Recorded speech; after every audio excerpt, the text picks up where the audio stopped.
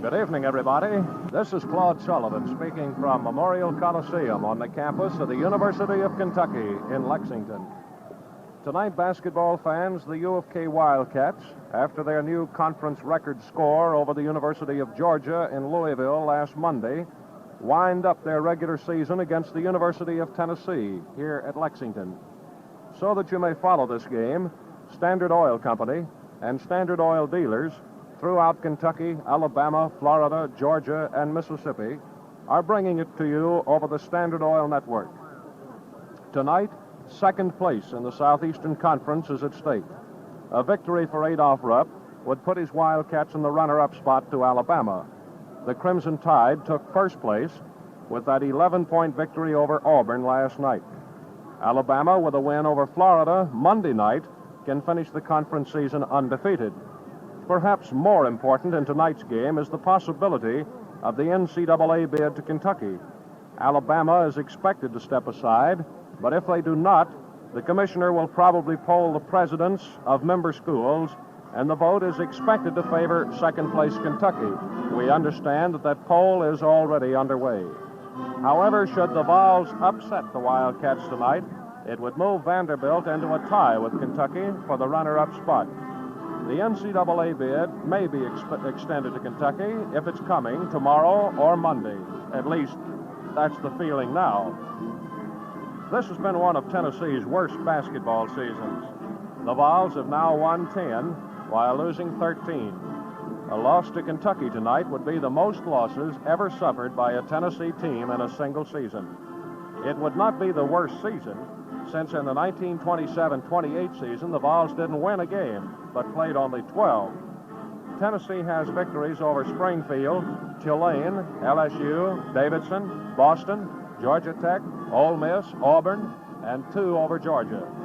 Their losses have been to Cincinnati, Kentucky Wesleyan, Clemson, Colgate, New Mexico A&M, William & Mary, Georgia Tech, Florida, Mississippi State, Alabama, and 2 losses to Vanderbilt. Tonight, Kentucky is trying to take a second game from the Vols. The Wildcats won 95-68 in Knoxville 6 weeks ago tonight. The Vols suffered their worst loss in Nashville when Vanderbilt beat them by 28 points 2 weeks ago.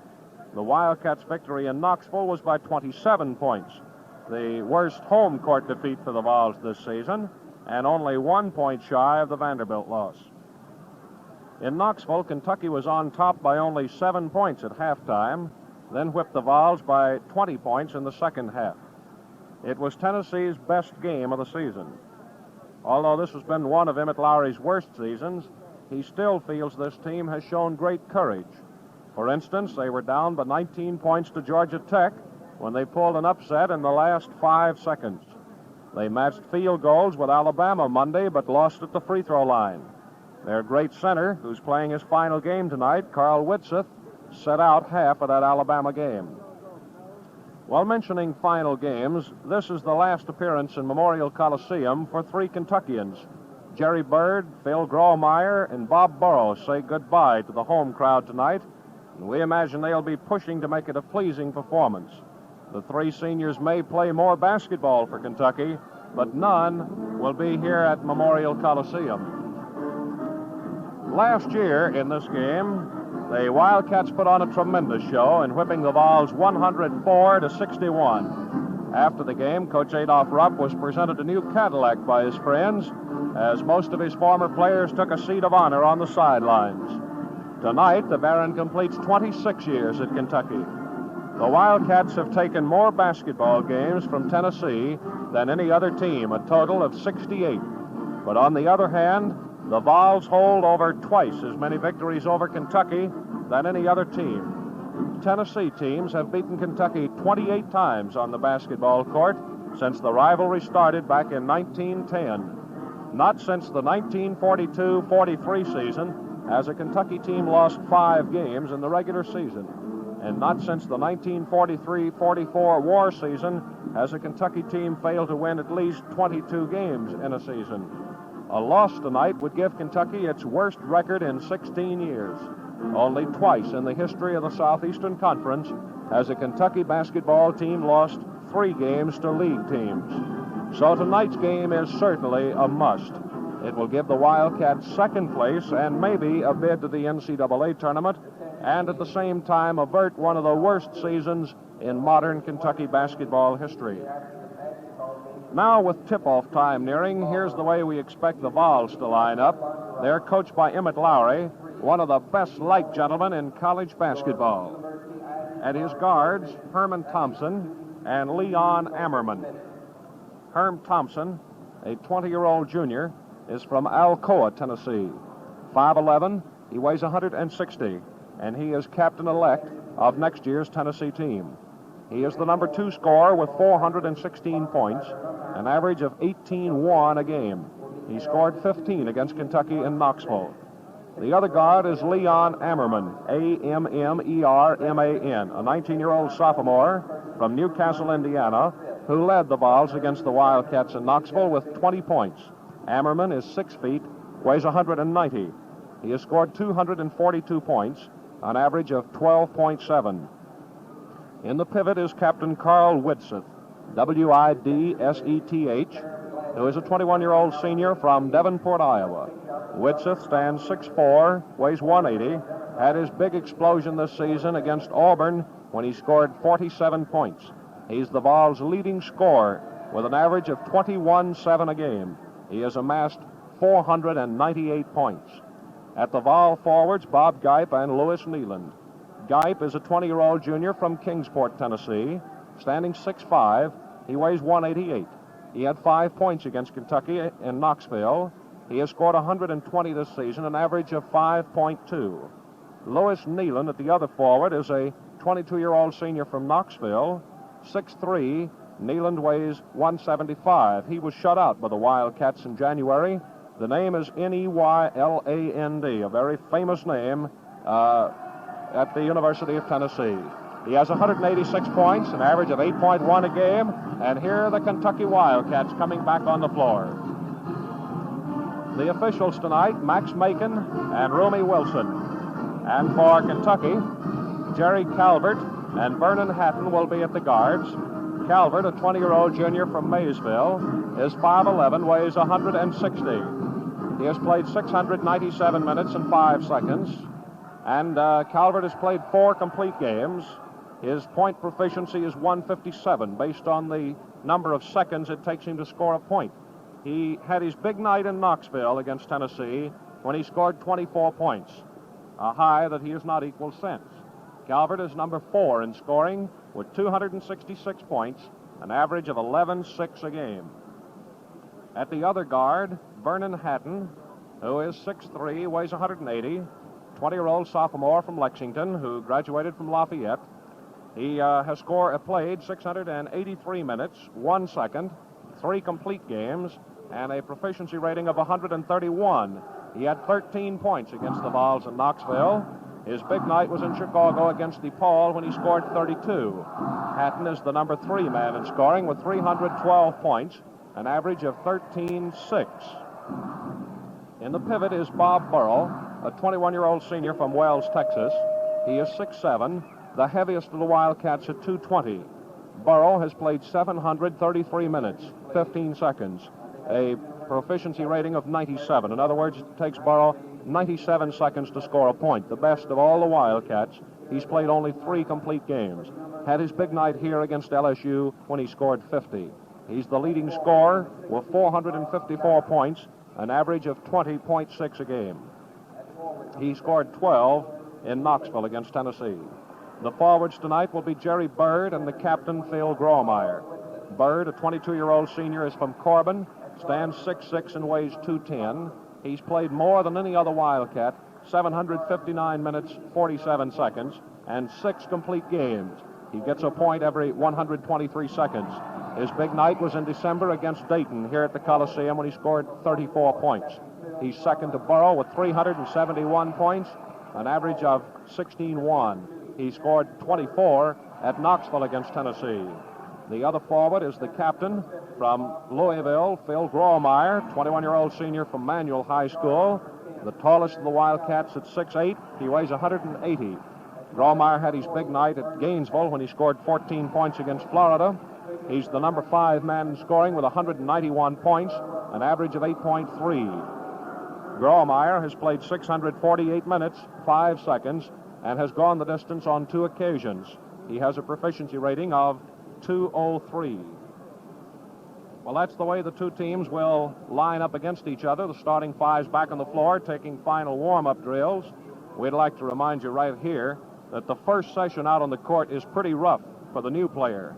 No matter how much he tries, he always seems to be in the right spot at the wrong moment, or vice versa. You have to know the plays to score. Next time you have your car lubricated, take it to a man who knows the score on lubrication, your Standard Oil dealer. In servicing your car with Kaiso lubrication, he has a chart of the manufacturer's specific lubrication recommendations for your own particular make and model as his guide. The lubrication job he does is systematic, thorough, and complete. He uses top-quality Standard Oil lubricants to give your car the maximum protection that cold weather driving demands. Be sure your car is getting the right lubrication at the right place at the right time. See your Standard Oil dealer regularly for Kaiso lubrication. At this moment, Max Macon takes Carl Whitseth, the Tennessee captain, and Romy Wilson takes Phil Grawemeyer, the Kentucky captain, for the meeting in the center of the court. We've been told tonight that Mrs. Elizabeth Brown from here in Lexington, who is now 89 years old, has seen most of Kentucky's basketball games up until about 2 years ago when her eyesight failed her. And now we understand she listens to our broadcasts of all the basketball and football games, and we'd just like to say hello and hope she continues to enjoy them. There are a few late basketball scores already in. Out on the West Coast, UCLA has defeated California. That gives them the Pacific Coast Conference Championship. UCLA 84, California 62. Iowa moved a step very near the Big Ten crown with a 24-point win over Iowa this afternoon, 96-72. And Navy defeated Army 78-67. Now we pause for our prayer for world peace and our national anthem. Right now, here is Mr. Don Clark, the University of Kentucky YMCA. Let us repeat together the Lord's Prayer. Our Father, which art in heaven, hallowed be thy name. Thy kingdom come, thy will be done, on earth as it is in heaven. Give us this day our daily bread, and forgive us our debts, as we forgive our debtors. And lead us not into temptation, but deliver us from evil. For thine is the kingdom, and the power, and the glory, forever and ever. Amen.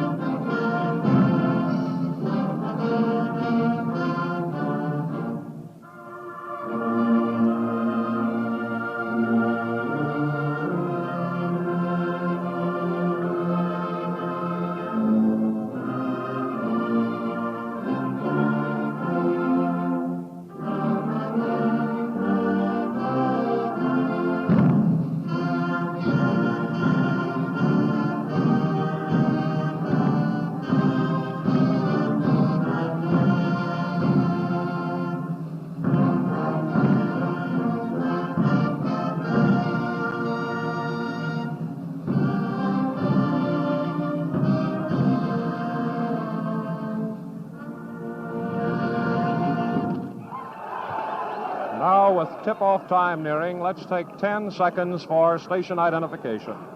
This is the Standard Oil Sports Network. WVLK, Lexington, Kentucky.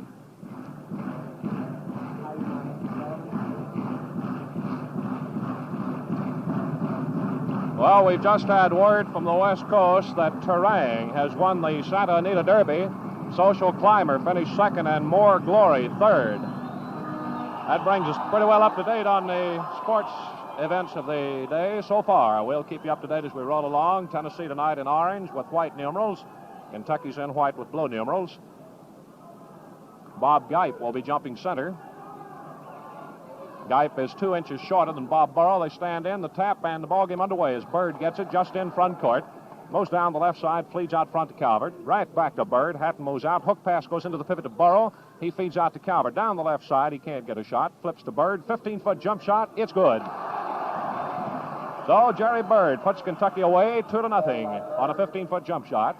And Tennessee goes to the attack now. Is moving back in front court now. Herm Thompson breaks down the right side.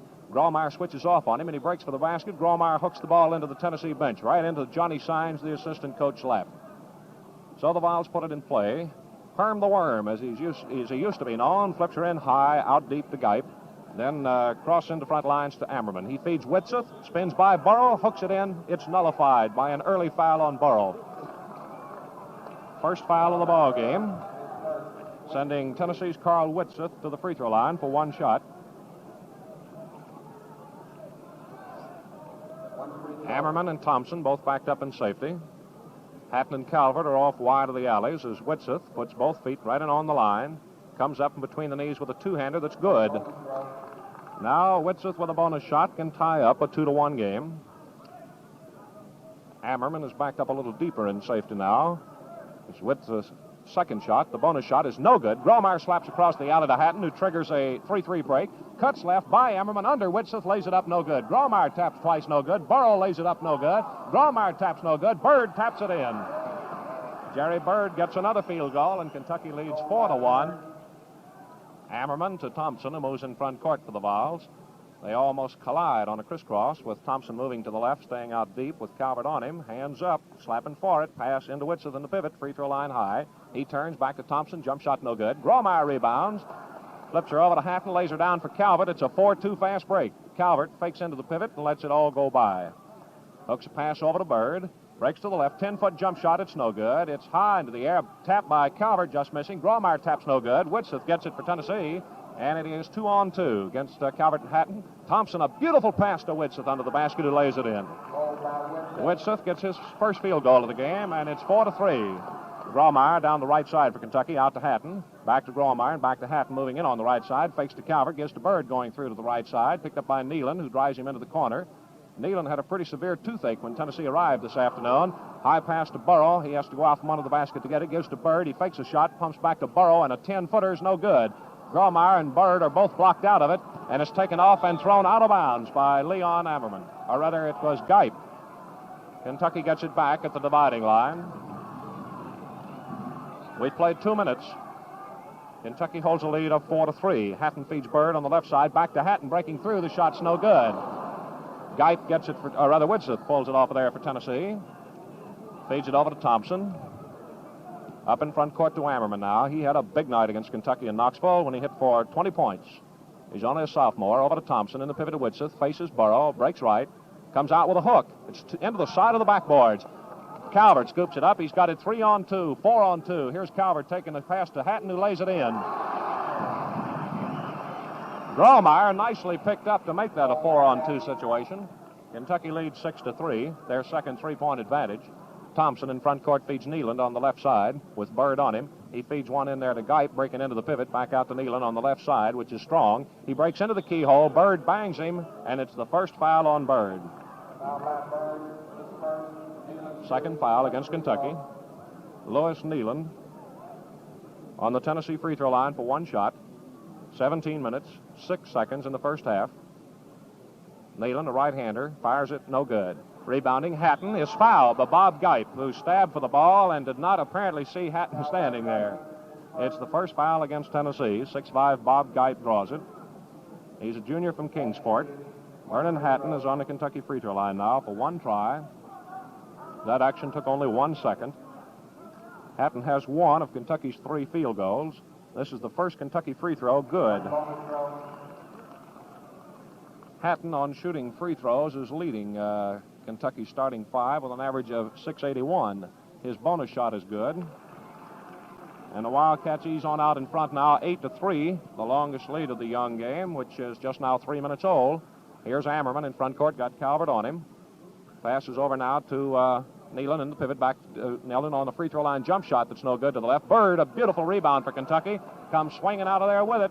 Wildcats running as he goes down the left side, juggles it, whips across court to Hatton, who drops it, picks it up, feeds Calvert. 15-foot jump shot's no good. Burrow taps, no good. And Whitseth rebounds for Tennessee. Out to Nealon, and it's 3-on-1 against Calvert.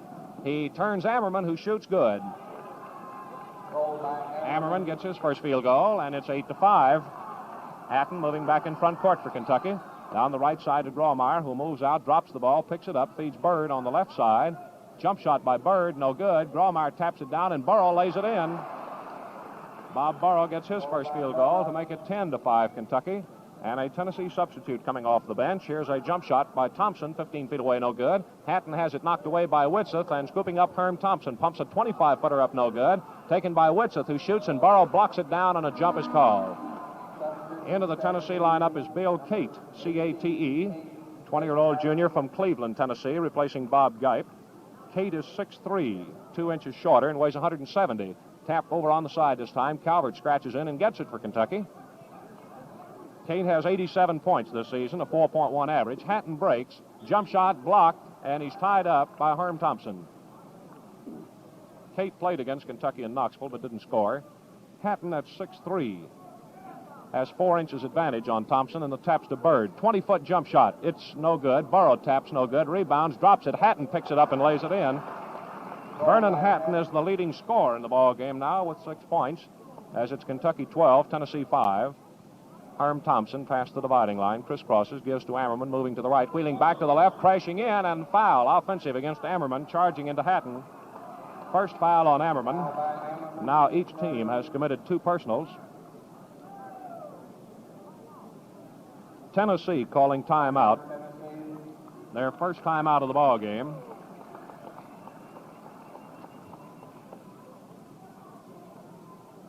We have 15 minutes and 31 seconds to play in this first half of action. Tennessee has been led in most every scoring department by Carl Whitseth. Right now he has 3 of their 5 points, a field goal and a free throw in 2 tries. Leon Ammerman has a field goal, and Nealon has missed a free throw. That's been all the scoring and scoring opportunities for Tennessee so far. Bird has 4 points on 2 field goals for Kentucky. Hatton has 2 field goals, 2 free throws, 6 points, and leads all scorers. Bob Burrow has a field goal for 2 points.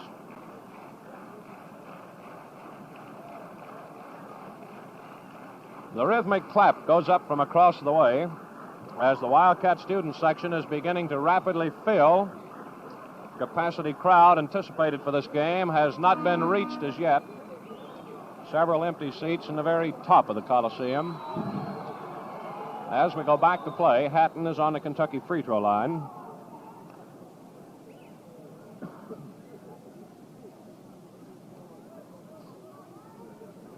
Calvert remains in safety just in back of Hatton.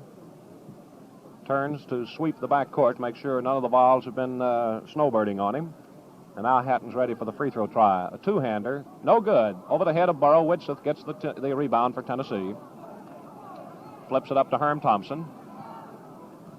Thompson comes in front court for the Vols, drives to the right. Hatton knocks at the ball, misses it, and Thompson drives on in. His shot, no good. Bird with a beautiful rebound for Kentucky to Grawemeyer, up the way to Calvert. 2-on-1 with Burrow. Burrow shoots and is fouled across the arms.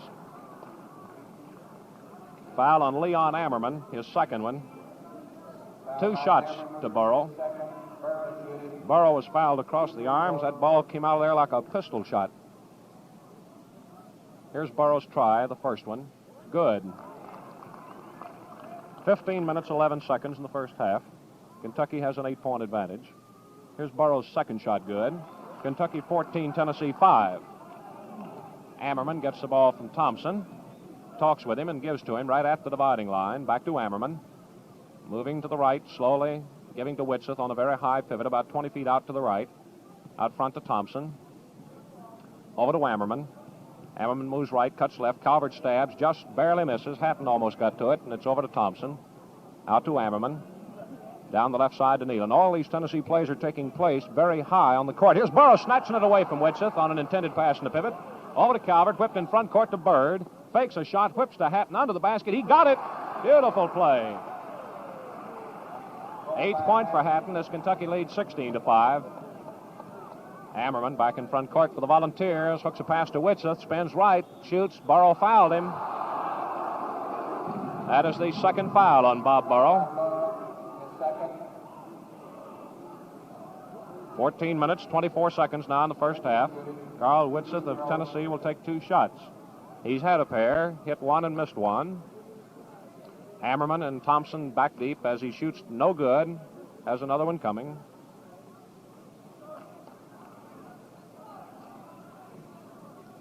Calvert to the right, Hatton to the left. Burrow has the left-handed position here. Whitseth hits the second shot to make it a 16-6 ball game. Calvert rapidly back in front court, moves into the free throw line, flips to Bird in the left corner. Jump shot, no good, comes right back to him. On the string, he lays it up and in. Bird with his third field goal puts Kentucky on top 18-6. Leon Ammerman back in front court for the Vols. Down the left side to Nealon, who pulls it back from him. Bird in there very aggressively, very tight defensively. He drives. Bird knocks it away. Calvert scoops it up 2-on-2 with Hatton against the 2 Tennessee guards. Calvert shoots no good, and a charging foul is called against him. First foul on Calvert. The middle closed up on him, and he tried to open it up. 13 minutes, 56 seconds to go in this first half of play. Emmett Lowry takes the opportunity to indicate something to Whitseth as to how he should be playing the offensive pivot. Leon Ammerman, young sophomore from Newcastle, Indiana, is on the Tennessee free throw line for 1 shot. It's good. Ammerman gets the bonus shot. Kentucky has an 11-point advantage as Ammerman goes in for the bonus shot. Left foot back slightly, feet close together. He shoots, good. Ammerman and Whitseth have divided these 8 points now as Kentucky has a 10-point lead. Calvert feeds the left side to Bird, who breaks on Nealon and drops the ball out of bounds. Goes to Kentucky opposite Nealon, who just barely touched it. Hatton will put it in play over the baseline just to the right of the basket. Calls his play. Bounce pass into Bird on the left. A jump shot, good. Bird gets his 4th field goal to equal Hatton in scoring, and it's Kentucky 20, Tennessee 8. Vols attacking now. Breaking for the basket is Kate. Grawemeyer knocks it down and out of bounds, right into the lap of Coach Adolph Rupp, who has Johnny Brewer in the seat next to him. Leon Ammerman ready to put it in play for the Vols. Hooks one out deep to Thompson with Hatton on him. He breaks to the right. Hatton goes through the screen. Thompson slips, loses his balance, flips it out to Whitseth, to Ammerman. 25-foot jumper, short. Rebounding Burrow, knocked down. It's taken by Calvert. Fed to Bird, and it's 4-on-2. Hatton right back to Bird. The shot, good. Beautiful fast break passing by Kentucky. 22-8. Ammerman back in front court for Tennessee. Moves to the right with a bounce pass. A long one to Whitseth. Going through there, Thompson collides with Calvert. The foul blocking against Calvert, his second one. Herm Thompson goes to the Tennessee free throw line for 1 shot. 12 minutes and 47 seconds in the first half. Shot good. Thompson is the 3rd Vol to get into the scoring. Thompson's bonus shot is good. Kentucky now leads 22-10. Up in front court, Bird on the left side takes another jump shot. No good this time. Grawemeyer taps, Bird taps, Burrow taps. Burrow rebounds and hooks. No good. Bird rebounds and drops it, and it's picked up by Thompson. Fed to Ammerman, 2-on-2. Here's a 15-footer by Ammerman, short. Burrow rebounds for Kentucky. Comes spinning out of there with it with a pass to Hatton. It's cut off by Herm Thompson of Tennessee. He drives and lays it in. Thompson taking Calvert in under the basket to get his first field goal of the game. 22-12 now as Tennessee moves in with a run of 4 points. Hatton in front court works to Bird on the left side. Out to Calvert, who sets, breaks left off the screen and goes wide open. Gets it. Calvert gets his first field goal, and only Grawemeyer has not scored. Kentucky has the score doubled as we go into the last 12 minutes of the first half. Ammerman driving on Calvert, takes a jump shot to the left. Grawemeyer rebounds, fights to hold on and does. Starts the fast break, pass out to Calvert. Moving in slowly now, pulls up, fakes to Burrow. Feeds in there to Grawemeyer, and a hook shot, in and out. Grawemeyer taps, good. All 5 Cats have scored. Kentucky 26, Tennessee 12. Herm Thompson back up in front court for the Volunteers. Moves down the right side. Grawemeyer switches off on him as Hatton picks up Kate. Pass to Whitseth, right-handed hook, no good. Comes off. Grawemeyer hooks in a beautiful rebound. Feeds it to Calvert. Whips across the court to Hatton, over to Bird, who goes in, and Nealon blocked him. They nullify the basket. Nealon tried to come in there with a body block and upset Bird, but he beautifully kept his balance. Bird goes to the free throw line for 2 shots. We say they nullified the field goal. Bird's field goal was not good. It was tapped in. 11 minutes and 19 seconds in the first half. Bird's taken 2 of them. First one, no good. Spun around and out on him. Bird on the line for the second shot. Hits. Kentucky 27, Tennessee 12. As we come back to the Volunteers attack. Herm Thompson in front court with it. Faking to the left side. Then feeds down the left side to Whitseth, who's come way off of the pivot. Back to Thompson, who goes to the left corner. Jump shot, no good. Foul is called on Hatton, who slapped for the ball and hit Thompson. It's the first foul on Hatton, and the 6th foul on Kentucky. Herm Thompson, fouled after he shot, will take 1 free throw. It's no good. Gromeyer slaps to Hatton on the fast break. 2-on-1 with Bird. Hatton behind his back, a bad pass. Picked up by Thompson, fed to Whitseth. And fed over to Herm Thompson, breaking in on Burrow. Shoots no good. Burrow rebounds. A foul against him, however. 3rd foul on Bob Burrow. Herm Thompson back to the Tennessee free throw line. 10 minutes and 55 seconds in this first half. Thompson's on the line for 2 shots. Here's the first one. Good. No good. Round and out. Johnny Brewer comes off the Kentucky bench. He's a 20-year-old junior from Eastern High School, native of Anchorage. Bob Burrow's coming out. Brewer is 6'3", weighs 184. Number 8 in scoring with 54 points, an average of 2.6. His big night was in the first game of the season when he got 13 against LSU. Here's Thompson's second shot. It's good. Kentucky swings back to the attack. Calvert in front court now. Gromeyer swings off, and Jerry Bird goes to the pivot. Kentucky setting up the offense with a pass to Gromeyer on the right side. Now Calvert breaks wide open, lays it up and in. Kentucky 29, Tennessee 13. Johnny Brewer's played 239 minutes, 28 seconds so far this season. Here's Ammerman breaking for Tennessee, flips out on the side to Cate, who shoots good. Bill Cate picks up his first field goal of the game to make it 29-15. Here's Johnny Brewer on the left side, whipping to Bird in the pivot, charges into Whitseth. The foul on Bird is his second one. Bird got the pass and made a very direct move to the basket and ran right over Whitseth of Tennessee. So the clock is stopped with 10 minutes and 18 seconds to go. And the Tennessee center goes to the free throw line for 1 shot. He's hit 2 out of 4. Brewer played against Tennessee in Knoxville but didn't score. Here's Whitseth's free throw try, good. The Spook, as he's called at Knoxville, is in for a bonus shot. Kentucky's lead is 13 points. Bonus shot good. 29-17 the score. Calvert back in front court. Over the head of Gromeyer and out of bounds to Tennessee. So Kentucky has been in front court twice now without a shot. And Tennessee's making up ground on the mistakes. Here's Ammerman, a hook pass on the side to Whitseth with Bird on him now.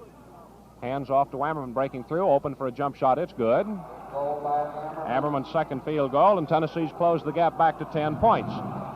Kentucky guards are slowing it down now, coming up the backcourt with Bird on the pivot.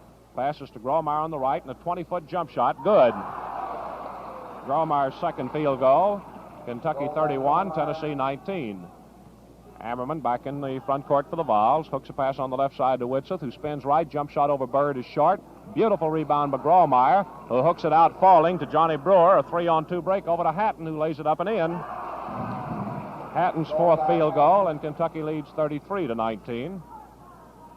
Tennessee slows down the pace a bit now. Herm Thompson just now across the dividing line. Cuts left, gets away from Hatton. Gromeyer picks up, but he lays it in.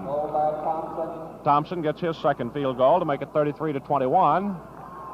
Hatton and Calvert talk it over, moving up the backcourt with Calvert in possession, moving to the right with a pass to Gromeyer. He breaks out, gives to Hatton. He sets. A 25-footer is shortened to the left. Bird taps the rebound to Gromeyer, who lays it in. Beautiful play by Jerry Bird, who, as he went into the air to get the rebound, noticed Gromeyer open and slapped it to him. Gromeyer laid in his third field goal to give Kentucky a 14-point lead, 35-21. Ammerman in front court breaks left. Calvert charges into the screen, and that's his third foul. Calvert went headlong into Bill Cate and sends the Volunteer forward to the free throw line. He's shooting 1. 8 minutes, 44 seconds in the first half. Cate, a left-hander, shoots, no good. Tapped by Widseth, no good. Taken by Hatton, fed across to Calvert on a 3-3 break. He pulls up, feeds in the left corner to Brewer, who comes out of there, and as he jumps to shoot, a foul is called against Tennessee. Foul is on Lewis Nealon, his second one.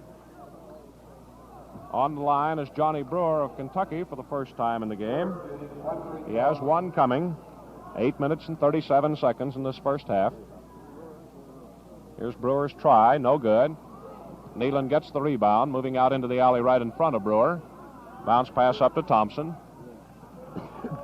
Gipe waits to get back in the Tennessee lineup. Down the right side is Thompson now for Tennessee. Out front to Ammerman. Breaking wide open by Hatton is Cate, and Hatton fouled him from the rear trying to pick up. Second foul on Hatton. Kentucky's going to end up in trouble the way the personals are falling. Nealon's coming out.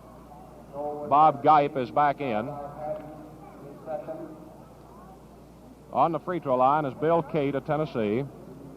Ammerman checks with the scorer's table to make sure how many fouls there are on Hatton. Free throw is good by Cate. He has another one coming. It's good. Kentucky 35, Tennessee 23. Calvert back in front court for the Wildcats now.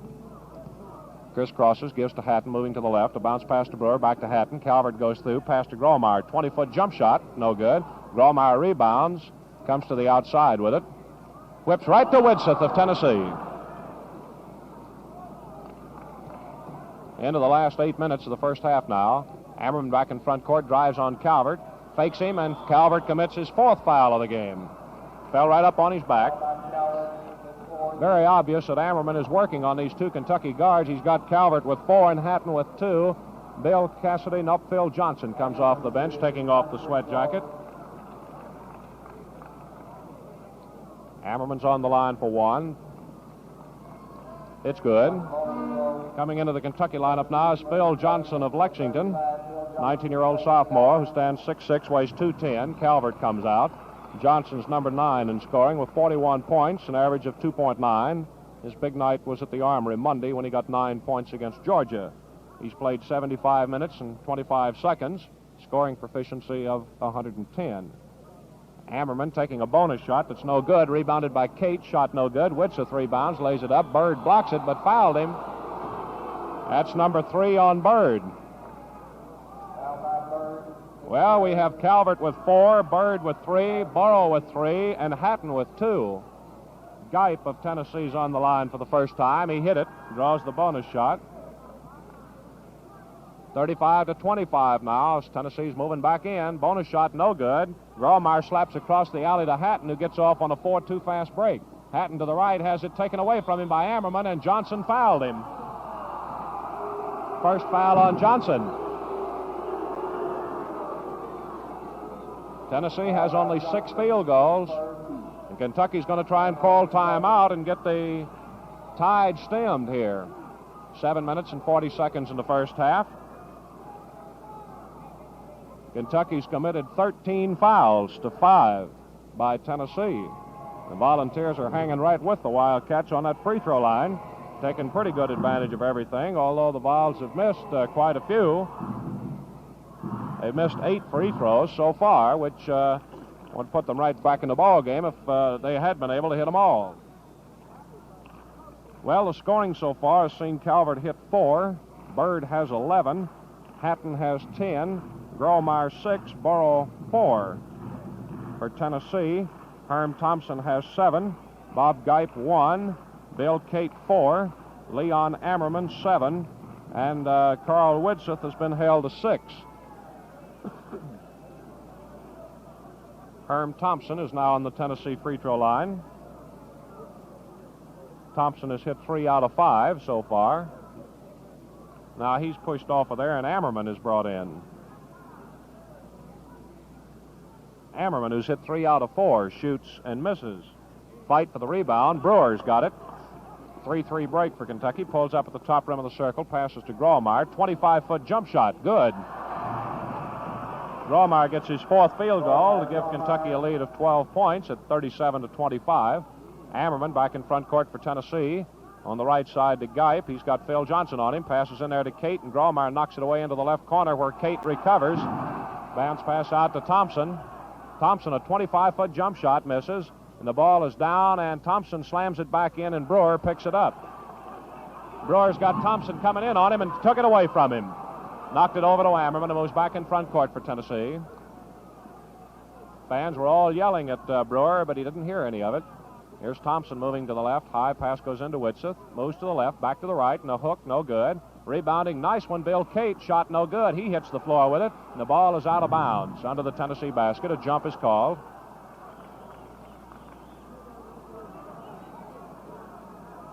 For Tennessee, Bill Kate at 6'3" against 6'6" Jerry Bird gives Kentucky 3 inches advantage. Ball tapped high in the air. Hatton gets it for Kentucky.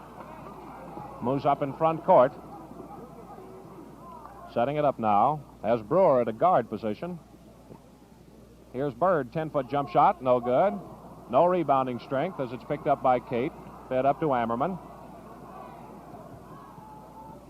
He moves in front court, passing to Thompson, back to Ammerman. Ammerman to the left with a bounce pass to Kate, moving out and giving to Thompson, breaking in. 20-foot jump shot, no good. Grawemeyer rebounds for Kentucky. Passes up to Johnny Brewer, and Ammerman almost tied him up. Brewer got away from him. 15-foot. Well, he faked a jump shot, passed over to Bird. Bird out to Brewer. Kentucky setting it up now. Bird waving Johnson to the other side of the pivot as the Kentucky Wildcats go to a double pivot. Bird gets it. Grawemeyer breaks by, gets it, misses. A wide open trip. Bird taps it in. Beautiful play by Jerry Bird. Came screaming in there to knock it in. 39-25, Kentucky leads.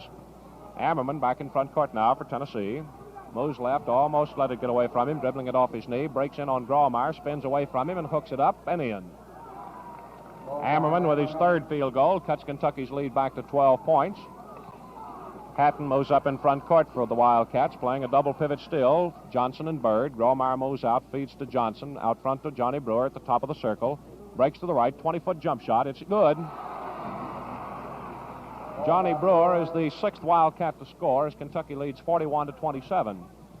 Ammerman back in front court for Tennessee. Breaks to the right. Brewer cuts him off. Passes over to Thompson. Thompson fakes Hatton and breaks wide open, lays it in. Goal by Thompson. Adolph Rupp up off the bench yelling at Hatton as about 3 or 4 times now his man has been able to get by him wide open. Johnny Brewer moves up in front court now. Bounce pass on the left side of the double pivot to Bird, who fakes, shoots over Whitseth. Good.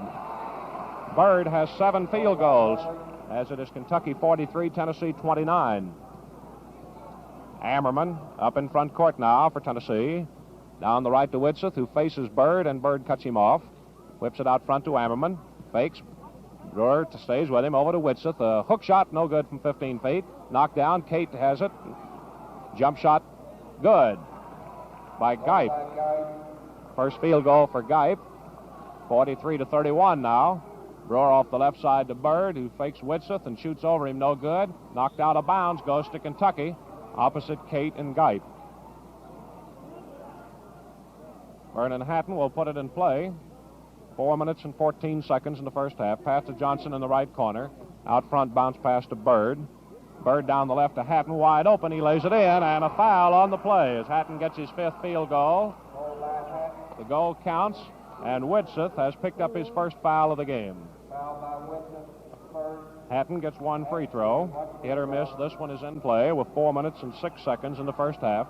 Kentucky has a 14-point lead. Hatton shoots it short, rolls over and off on the right side to Whitseth of Tennessee. Over to Ammerman, breaking in front court, down the middle, on the left. He gives to Cade, who misses the shot. Foul is called. Johnny Brewer committing his first one. Foul by Brewer. 4 minutes remain in the first half as Bill Cate of Tennessee goes up for 2 shots. Cate's first try, no good. 14 points separate these teams as the southpaw Bill Cate pumps it up, no good again. Grawemeyer slaps over the head of Hatton, who gets it just down deep in the left corner. Whips a 2-hander up to Johnny Brewer. Down the left, Grawemeyer, who breaks for the basket, falls away and shoots over Gipe. Good. Grawemeyer's 5th field goal, and it's 47-31 for the Wildcats. Ammerman moving back in front court now for Tennessee. breaks to the left. Brewer stays with him. Then he breaks for the basket, and Brewer pushes him. So that's the second foul on Brewer. Foul by Brewer. Now there are 3 minutes and 37 seconds in the first half. Ammerman shooting. Leon Ammerman back in the Tennessee free throw line. Ammerman has hit 2, has hit 3 out of 5. Fires it no good. Bird taps to the right to Johnny Brewer. Wheels back in front court for the Wildcats. Over to Grawemeyer, moving in, 20-foot jump shot. It's good. Grawemeyer has found the range for his 6th field goal. 49-31, Kentucky leads. Ammerman back for Tennessee. Grawemeyer cuts off the pass. Rolls out on a 4-2 break to Brewer. 15-foot jump shot's no good. Brewer rebounds and pumps it up again, no good. Johnson taps twice, no good. Grawemeyer taps it in. 7 field goals for Grawemeyer, and this is the most points Grawemeyer has scored in any one game this season. He got 14 against Florida, and now 14 tonight. Thompson breaks on Johnny Brewer. Brewer cuts him off at the baseline, and he spins back out and gives a pass to Keith. Out to Thompson. High pass to Whitseth. Fakes a right-handed hook, faces Bird, shoots over him, and Bird blocks the shot, but a foul against Bird, and it is his 4th one. Off the bench is Ed Beck, as Carl Whitseth of Tennessee will take 2 shots.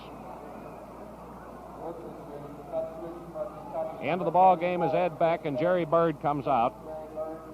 Beck, a 19-year-old sophomore from Fort Valley, Georgia, stands 6'7", weighs 190.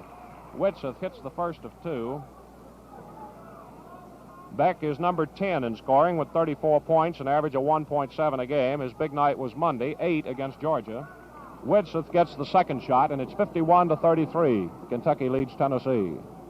Johnny Brewer in front court, whips to Beck on the double pivot, standing right in the middle of the free throw line, and back out to Brewer. Brewer retreating from Thompson, gives to Hatton. Moves down the right side, under the basket, hooks it back, and no good. Beck taps twice, no good. Hatton rebounds, drops the ball, and goes back to get it. Holds on, a bounce pass out to Brewer. 15-foot jumper, good. Brewer's second field goal of the game to put Kentucky into a 20-point lead, 53-33. Ammerman back in front court for Tennessee. Hooks a pass in there to Whitseth, who breaks by Beck and lays it in. That's only the second field goal of the game for Whitseth. Kentucky 53, Tennessee 35, with 2 minutes in the first half. Vernon Hatton back in front court for the Wildcats now, cutting to the left side, working the give and go with Johnson. He gives to Brewer. Jump shot no good. Give it to Johnson. Oh, he tapped it up and lost it. Comes off with it, moving into the left corner. Bounce pass out of bounds, knocked down by Ammerman. It goes to Kentucky on the left side of the court. Brewer passes to Beck in the left corner. Back to Brewer as he steps in from out of bounds. 20-foot jump shot. Good. Third field goal for Johnny Brewer. Kentucky 55, Tennessee 35. Thompson back in front court for Tennessee. Picked up by Grawemeyer as Hatton switches off on Gape. He fakes Grawemeyer, breaks in wide open and misses it. Beck taps across the alley. Saved nicely to Ammerman by Gipe, and it's knocked away by Ed Beck and out of bounds. And a foul has been called against Tennessee. Ammerman, we believe. Let's see. It is Leon Ammerman drawing his third one. 1 minute, 16 seconds to go. While we wait for the free throw, let's take 10 seconds for station identification. This is the Standard Oil Sports Network. WVLK, Lexington, Kentucky. The time is 8:33.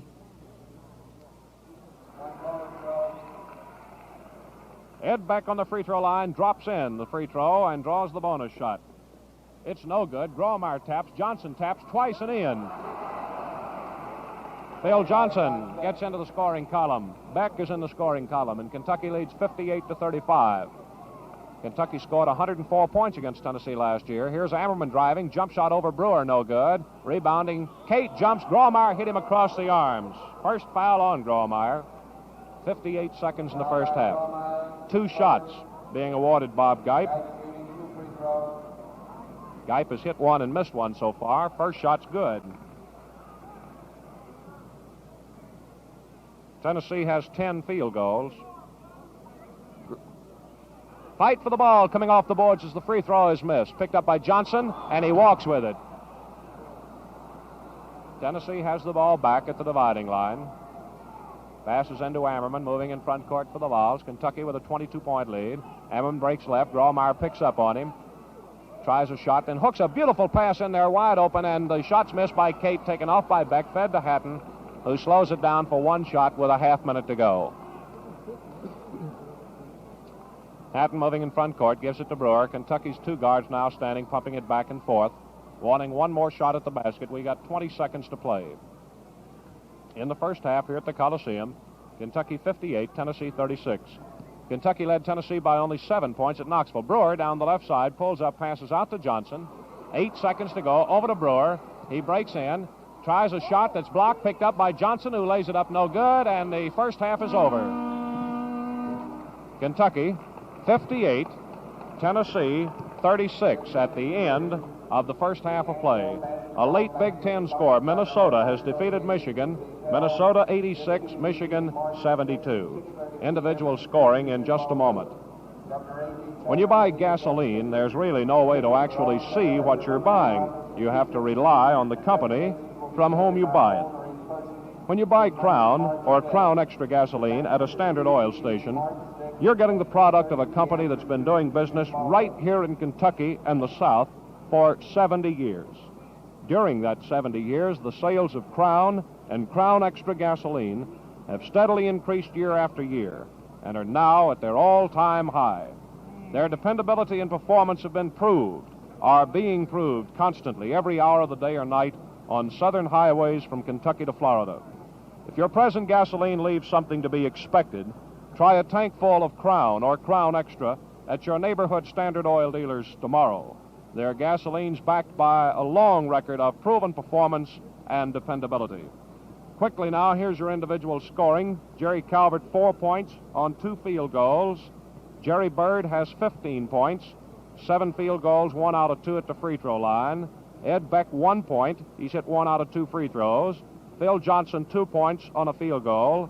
Vernon Hatton, 12 points, 5 field goals, 2 out of 4 free throws. Phil Gromeyer, 14 points on 7 field goals. Bob Burrow, 4 points, a field goal and 2 free throws. Johnny Brewer, 6 points on 3 field goals. He's missed his only free throw opportunity. Kentucky, every Kentuckian who has played has scored at least 1 point. For Tennessee, Herm Thompson has hit for 9 points, 3 field goals, 3 out of 5 free throws.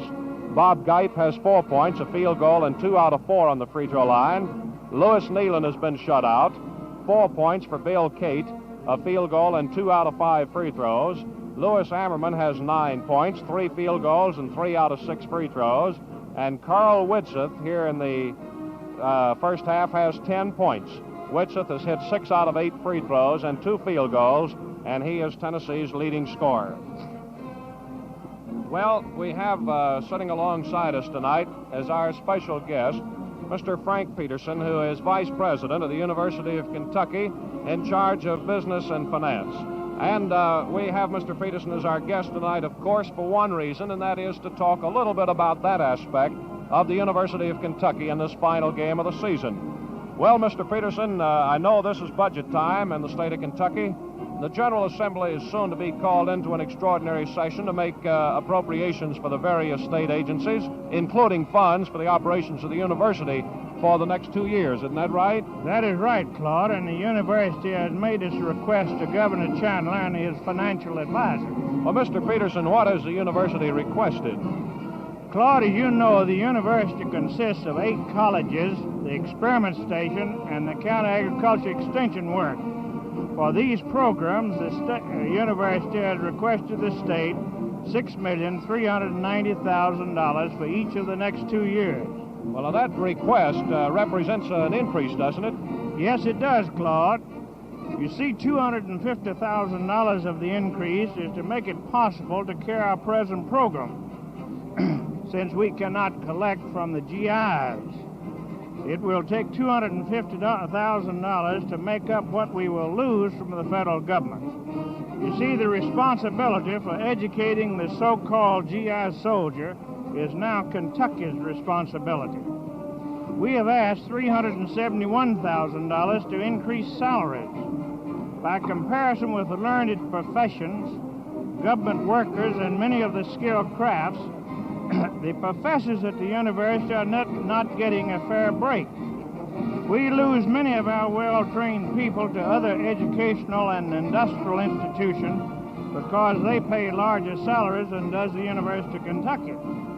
Then we have asked $236,000 for scientific equipment to modernize laboratories, classrooms, materials, supplies, and to buy books for a great library. Kentucky is moving forward, and we feel that education must not fall behind. We have asked $268,000 for the Agriculture Experiment Station and the Agriculture Extension work in the various counties. We believe that a prosperous agriculture for Kentucky means a prosperous Kentucky. Scientific research in farming adds immeasurably to the total income of the agriculture programs in the state. And last, we have asked $517,000 for new services and staff expansion. Our enrollment at the university is on the rise. Great increases in enrollment are being experienced, and I expect our enrollment of 1965 will reach 15 to 16,000 if we have the facilities to take care of them. Well, Mr. Peterson, we're playing the University of Tennessee here tonight and leading them 58 to 36 at halftime. How does the University of Kentucky state appropriation compare with what, say, the University of Tennessee receives from the state of Tennessee? Claude, I'm glad you asked that. The University of Tennessee receives more than does Kentucky, and I might add every state bordering Kentucky gives more generous support to their university than does the state of Kentucky, and I have the figures from every university bordering Kentucky. Well, now, Mr. Peterson, does the university receive funds other than from the state of Kentucky? Oh, yes, Claude. The University of Kentucky is a land-grant institution. Every state has one of them. We receive about $2.5 million annually from the federal government to support the experiment station, the county agriculture extension work, and to give some assistance in agriculture and the engineering colleges.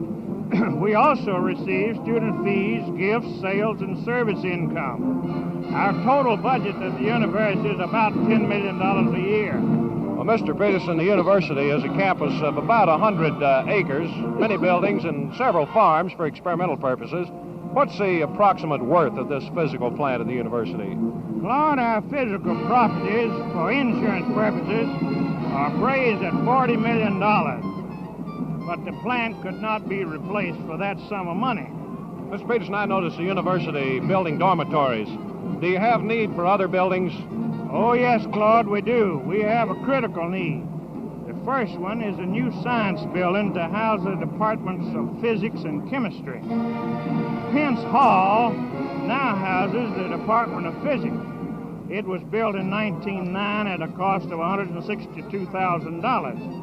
It is now too small, obsolete, and antiquated, and really a fire trap. It houses equipment worth $600,000. Some of this equipment cannot be replaced. It would be a great loss if this equipment should be destroyed by fire. Castle Hall now houses the Department of Chemistry. It, too, is outmoded, obsolete, and antiquated. It houses equipment worth $500,000. And the interior of the building is a wood construction. It's seasoned, you might say, and just ready to burn. We pray that it will not, and use every precaution against fires. Even the plumbing in this building is shot. We are now patching the patches. And really, we hang buckets under corroded pipes where the chemicals leak through. Our second capital outlay need is to renovate Pence Hall and Castle Hall, in order that we may use these buildings for classroom and to house other departments.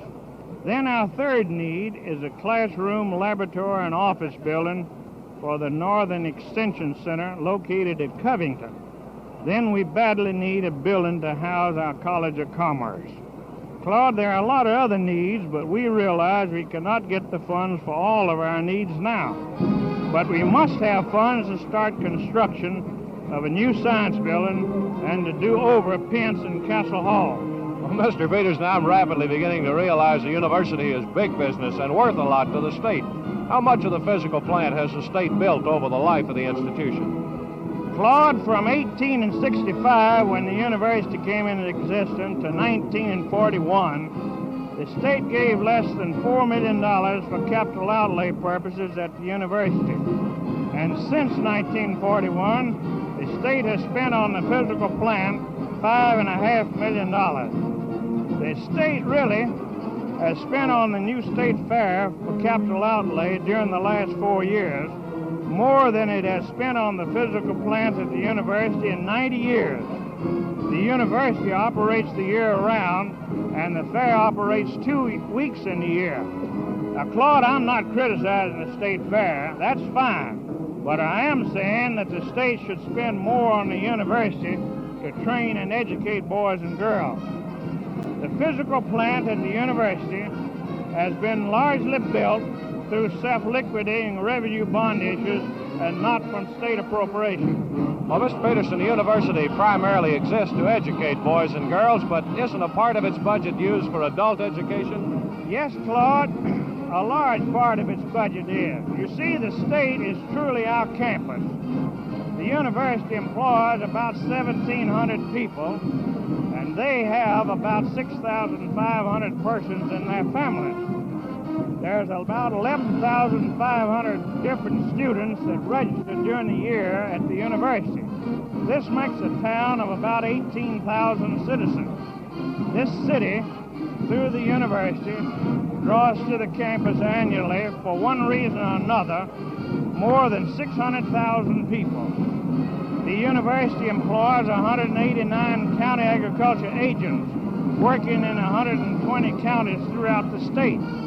They also employ 123 home demonstration counselors working in 100 counties and 71 specialists to work with these 289 county workers.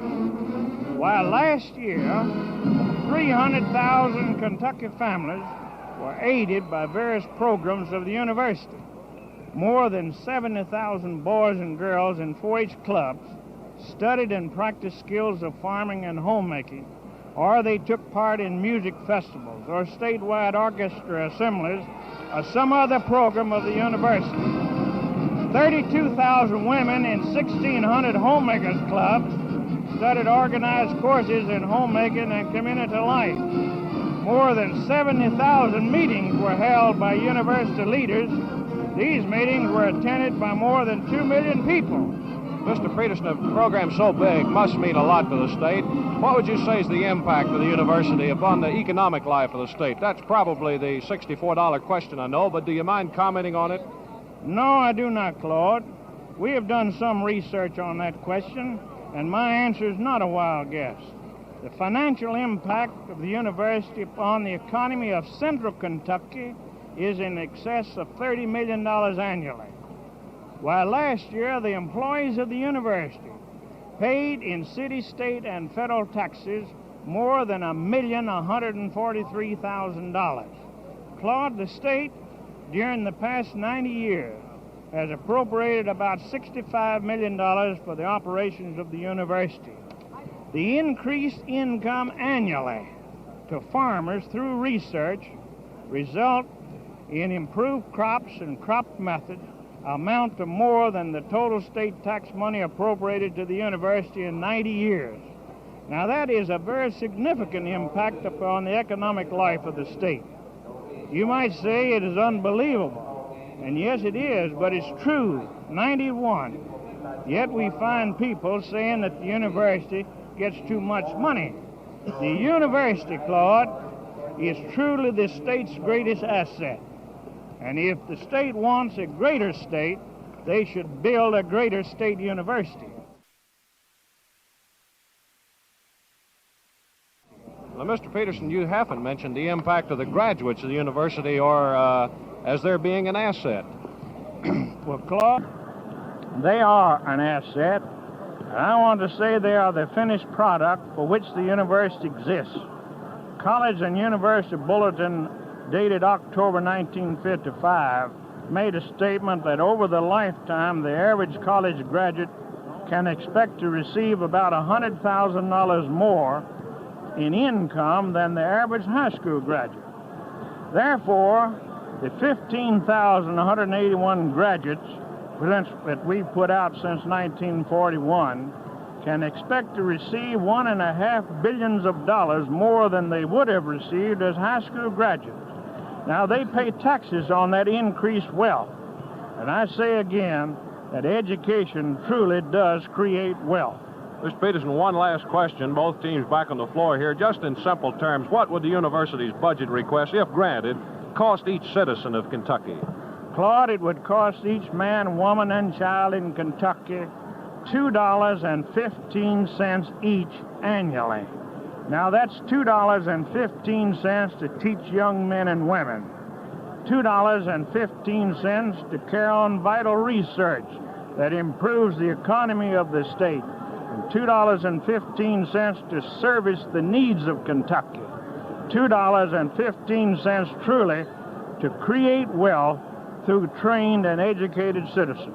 Well, Mr. Peterson, our time is out on us here as both teams are about ready to go, but I would like to thank you very, very much for taking time out to be with us here at the halftime and give us an idea of what really big business the University of Kentucky is and how important it is to the state and all its citizens. Claude, thank you, and it's been a pleasure. That was Mr. Frank Peterson, Vice President of the University in charge of business and finance. And we imagine you, like us, learned quite a bit out of that, realizing how much is involved in this University of Kentucky. Well, the second half coming up. Here's the first half shooting percentages. Kentucky hit 43-3, 26 field goals on 60 shots. Tennessee hit 32-3, hitting 10 field goals on 31 shots. Late scores in the Atlantic Coast, North Carolina States qualified for the NCAA by virtue of a 12-point win over Wake Forest tonight. NC State 76, Wake Forest 64. And in the Big Ten tonight, Ohio State has defeated Michigan State by 12 points. Ohio State 96, Michigan State 84. Bob Burrows back in at center for Kentucky. Johnny Brewer remains at a guard with Vernon Hatton. Phil Grawemeyer and Phil Johnson are at the forwards. For Tennessee, Carl Whitseth is at the pivot. Leon Ammerman and Herm Thompson are the guards. And the forwards, Lewis Nealon back to join Bill Cate. Starting the second half, Kentucky 58, Tennessee 36, and the tap goes to Phil Johnson just in front court. Passes her over to Vernon Hatton, who sets it up. Over to Brewer, off the right side to Grawemeyer, who takes a 20-foot jumper. It is no good. Spins to the right. Burrow rebounds and shoots no good. Grawemeyer taps out of bounds into the Tennessee bench. Back in front court is Ammerman of the Volunteers, trailing by 22 points, rather. Here's Ammerman down the right side to Nealon, to the right corner to Thompson, fakes to Whitseth on the pivot, holds up, feeds a pass out front to Ammerman. Ammerman moves down the right side. Grawemeyer switches off, knocks the ball out of his hands and out of bounds. Tennessee keeps it to the right of their basket, over the baseline, midway to the corner. Ammerman fakes to bounce one into the right, then does give to Whitseth, who shoots, and Johnson blocked it, but he hit him across the arms. Second foul on Phil Johnson. 44 seconds have been played as Carl Whitseth of Tennessee goes to the line for 2 shots. Whitseth has hit 6 out of 8. Here's the first one. Good. He's Tennessee's leading scorer with 11 points. The Vols are now within 21 points of the Wildcats as Kentucky tries for its 19th win in 24 games. Second shot good by Whitseth to make it 58-38. Here's Johnny Brewer rapidly back in Kentucky's front court. Down the right side with a pass to Grawemeyer. Back to Brewer into Hatton. The first guard through. He picks it up. Shoots no good. Whitseth, a nice rebound for Tennessee. Over to Cate. Up the way to Herm Thompson in front court. On the left side to Cate, who walks with it. That hurt Cate because he was wide open for a dead grip, but he took an extra step and taken off. Tennessee trailing by 20 points as Hatton works the left side of Johnson. Back to Hatton moving. Brewer goes through the pass to Grawemeyer. The second man. He's fouled. Ammerman of Tennessee has drawn his 4th foul. Ammerman is the only man on the floor with 4 personals, and Grawemeyer is making his first appearance of the night at the free throw line. If Grawemeyer hits this free throw, it will be the most points he's scored in any one game this season. He got it, 15 points. His previous high was 14 against Florida in Gainesville. So Grawemeyer's hit 15, his season's high. The bonus shot, good. Kentucky 60, Tennessee 38. Grawemeyer had 7 field goals in the first half. Off the Tennessee bench Gene Simpson, who hasn't been in the game. Here's Lewis Nealon on the right side for the Volunteers. He wears glasses. Outside pass to Ammerman, over to Thompson. He comes to the right, drives. Hatton turns his back to him, so he shoots over. No good. Whitsitt taps no good. Johnson knocks it out to Brewer, up to Hatton. Hatton goes down the middle, shoots. It's no good. Johnson tapped it in beautifully. Hatton almost slipped and fell on a wet towel under the Kentucky basket. Johnson gets his second field goal to put Kentucky on top 62-38. Moving into the left corner is Ammerman. Johnny Brewer with him. Outside pass knocked away by Hatton and out of bounds. Intended for Herm Thompson. Ammerman has it down on the left corner of Tennessee's front court, deep. Outside bounce pass to Herm Thompson. Breaks right, tries to get down the middle. Hatton closes the door. Over to Nealon, who breaks by Grawemeyer, shoots and misses. Burrow knocks it out of bounds. Nealon steps away, and Whitsitt will put it in play for the Vols under the Tennessee basket. Bounce pass to Nealon in the left corner. Over the head of Nealon. The ball's picked up by Johnny Brewer of Kentucky. Holds on to it now. Up in front court to Johnson on the right side. Looks for Burrow. Can't get it to him. Over to Johnny Brewer. High pass to Burrow, who's wide open. Lays it in. For Bob Burrow, that's his second field goal, and it's Kentucky 64, Tennessee 38. Ammerman in front court for the Vols now. Hooks one in there to Whitsitt, who breaks to the right. Burrow covers up on him. Burrow playing with three personals. Outside pass to Herm Thompson, 25-footer, in and out. Rebounding, Phil Johnson of Kentucky. Comes out of there on a 5-on-2 break. Grawemeyer fakes to Burrow, pulls up, and flips to Hatton. He sets a 25-footer, good. Vernon Hatton's sixth field goal of the game. Kentucky 66, Tennessee 38. The Vols have called one timeout in the game, so has Kentucky. Here's Thompson to Ammerman. Thompson moves in. Ammerman bounces one in there to Whitsitt out on the free throw line. Outside to Ammerman. Cuts back to the right. Brewer cuts him off. He pivots and flips out front to Kate, who takes a 30-footer way short. Burrow cuts it down. Up the way to Grawemeyer, who moves in front court. Over to Hatton. Setting it up now for Kentucky on the left side of Johnson, who moves out of there with it to the free throw line. Pulls up, bounce pass to Grawemeyer, and a hook shot. It's short. Johnson taps it up and no good. Grawemeyer taps. Johnson taps, and Nealon drops it off his foot out of bounds. Kentucky will put it in play on the left side of the offensive court. Hatton calls his play, gives to Grawemeyer, and as he does, a whistle from the baseline, a foul against Johnson of Kentucky, his third one. 16 minutes and 12 seconds to go as Ammerman comes out of the Tennessee lineup. He's being replaced by Gene Simpson, a 23-year-old sophomore from Knoxville. He's 6 feet, weighs 180, has 35 points, an average of 2.7 a game. Played against Kentucky but didn't score in Knoxville. Bill Kate stands at the Tennessee free throw line for one try. He's hit 2 out of 5. The left-hander pumps her good. 66-39 the score as Kentucky leads Tennessee. 16 minutes and 12 seconds in the ball game. Here's the shot good. The bonus shot by Kate. 66-40 now. Kentucky's 28-point lead melted down to 26. Hatton in front court. Bounce pass to Johnson on the left side. Back to Hatton. Hands to Brewer. Screen, and Brewer takes a 30-footer. No good. Came off of the rim. Knocked out by Nealon. It's out of bounds. Nealon didn't touch it. It was already out of bounds before he made contact with it, so the Vols get it. Herm Thompson back in front court. Breaks down the right side. Pulls up for a 15-foot jump shot. No good. Nealon rebounds, and he's fouled. Grawemeyer committing his second one. Lewis Nealon is on the free throw line for the second time in the game, shooting 2 this time. Nealon ready now for his first one. Cocks that left foot back. Sights, and the try is good.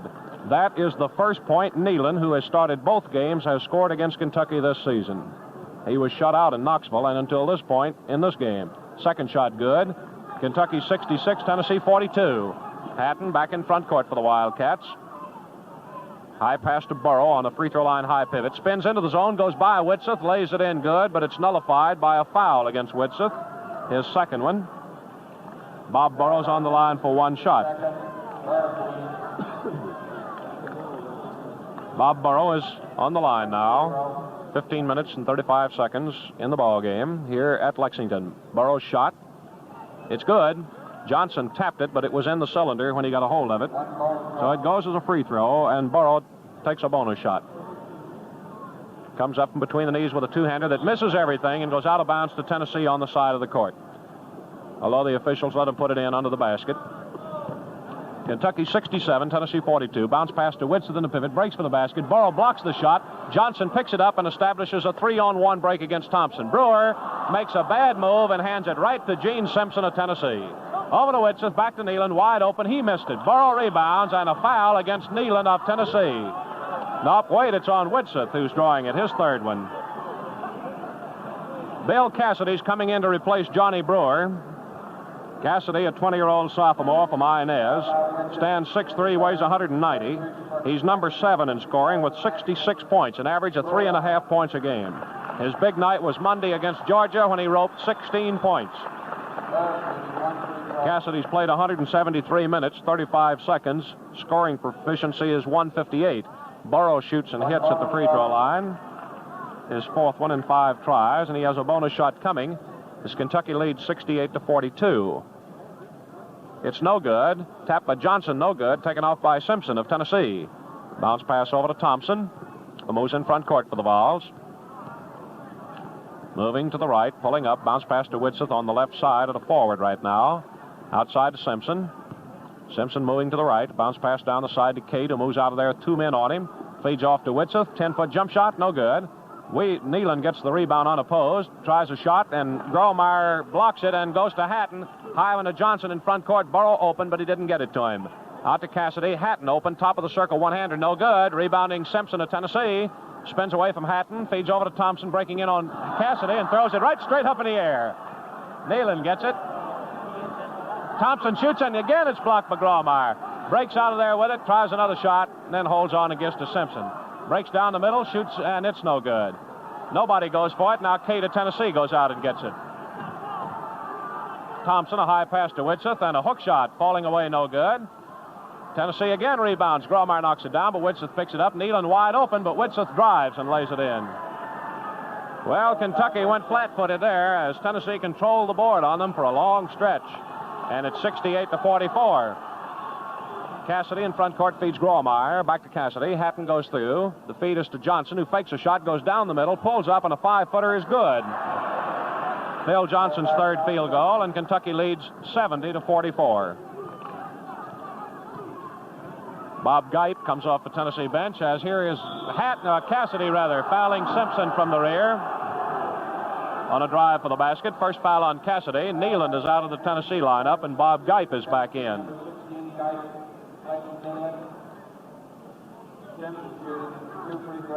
2 shots now to Gene Simpson. First one's good. First point he scored against Kentucky this season. 13 minutes and 40 seconds to play. Second shot no good. Burrow taps the Hatton up the way to Cassidy. 2-on-1 as Johnson breaks. Cassidy fakes and lays it in driving. Beautiful play by Cassidy. Kentucky 72, Tennessee 45. Now here is Whitsitt tapping one in as Kate missed a shot. Whitsitt's 4th field goal. Kentucky leads 72-47. Coach Adolph Rupp looking for a substitute now. Ray Mills. Here's Hatton driving wide open, lays it in good. Foul against Tennessee, and they nullify the goal. Foul is on Bill Cate, his first one. Ray Mills, 22-year-old junior from Manchester, Clay County graduate, comes into the Kentucky lineup replacing Johnson. Mills, 6'4", weighs 185. He's the number 6 scorer with 80 points, an average of 3.8 a game. Did not score against Tennessee at Knoxville. Hatton hits the free throw. Gets a bonus shot. Kentucky leads 73-47. Hatton eyes for the second shot, and it's good. 74-47. Now they nullify Hatton's second field goal as Bob Burrow is in the lane too soon. They nullify it to make it 73-47. In other words, Burrow stepped out into the 3-second zone before the ball was on the ring. Here's Simpson missing a shot. Moves in to get his own rebound. Gives to Whitsitt. A hook. Good. Now Whitsitt is opening the big guns on Kentucky, and it's 73-49. Cassidy in front court feeds Burrow on the pivot, who fakes to drive, pulls up and shoots short. Tennessee rebounds. Tennessee out rebounding Kentucky on both boards now real well. Here's Whitsitt out to Cate. Fakes, moves in, double team, gives to Whitsitt. Then there it goes to Gipe. Back out to Whitsitt, tapped by Burrow. Out to Thompson. Thompson moves in to the left, fakes Hatton, but doesn't shoot. Gromeyer knocks it down and takes it away from Gipe. Moves up in front court with Thompson stabbing for it. Unable to get to it. Down the left side to Hatton. Over to Cassidy. Burrow on a single pivot now. Cassidy works down the right side, gets a screen from Burrow, but Burrow doesn't move off of it, and Cassidy gives out to Hatton. Over to Mills, back to Hatton. Over to Gromeyer, back to Hatton. Hatton cuts and has the ball taken away from him, but a foul is called against Thompson of Tennessee, his first one. Let's take 10 seconds for station identification. This is the Standard Oil Sports Network. WVLK, Lexington, Kentucky. It's 4 minutes past 9 o'clock.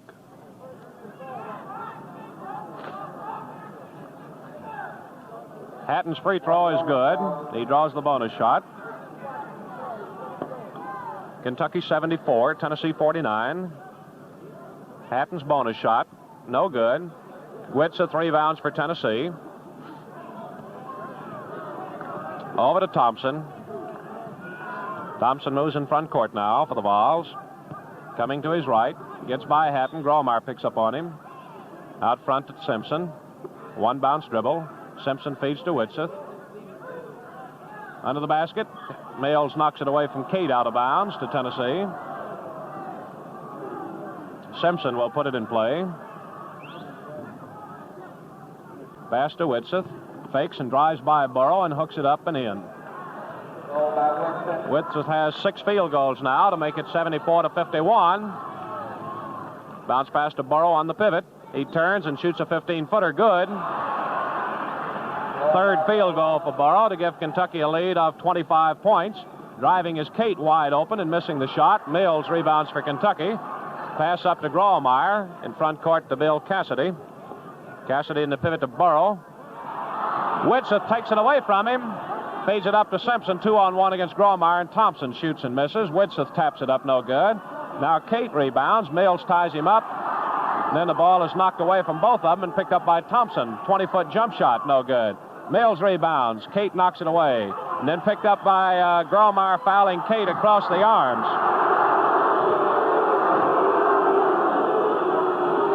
Third foul on Gromeyer. Foul by Gromeyer.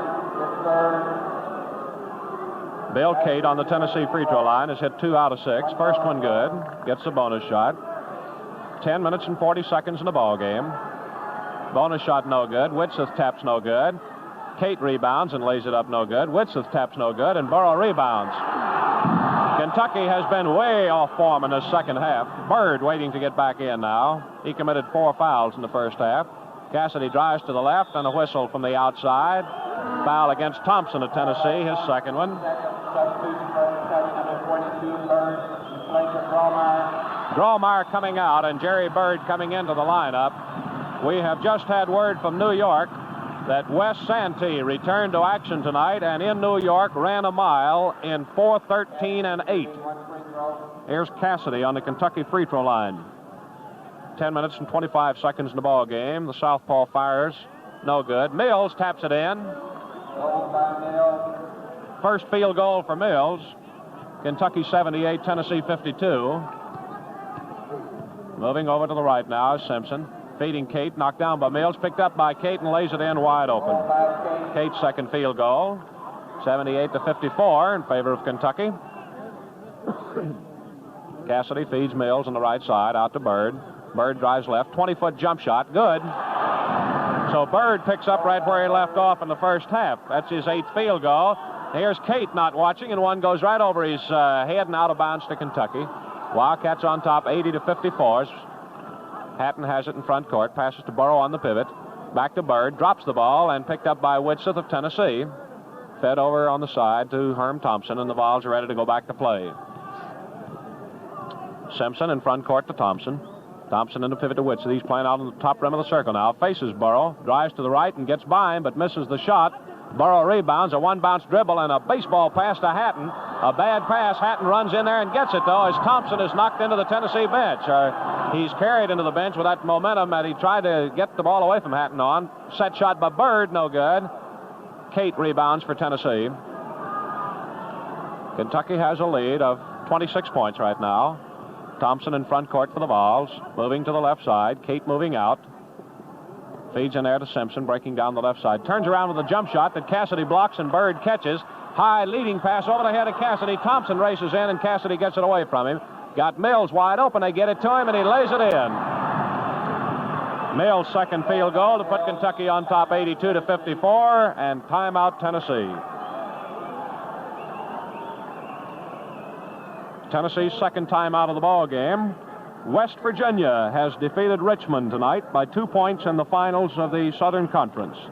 West Virginia 58, Richmond 56. In the Ivy League tonight, Princeton defeated Cornell by 4 points. Princeton 80, Cornell 76. And as we told you earlier, North Carolina State won the Atlantic Coast Conference tournament tonight. They defeated Wake Forest by 12 points. NC State 76, Wake Forest 64. In the Big Ten tonight, Ohio State defeated Michigan State by 12 points. Ohio State 96, Michigan State 84. Minnesota defeated Michigan by 14 points. Minnesota 86, Michigan 72. This afternoon in the big game, Iowa routed Illinois by 24 points. Iowa 96, Illinois 72. Back to play now. Tennessee has the ball under the Kentucky basket. 8 minutes and 41 seconds. Kentucky 82, Tennessee 54.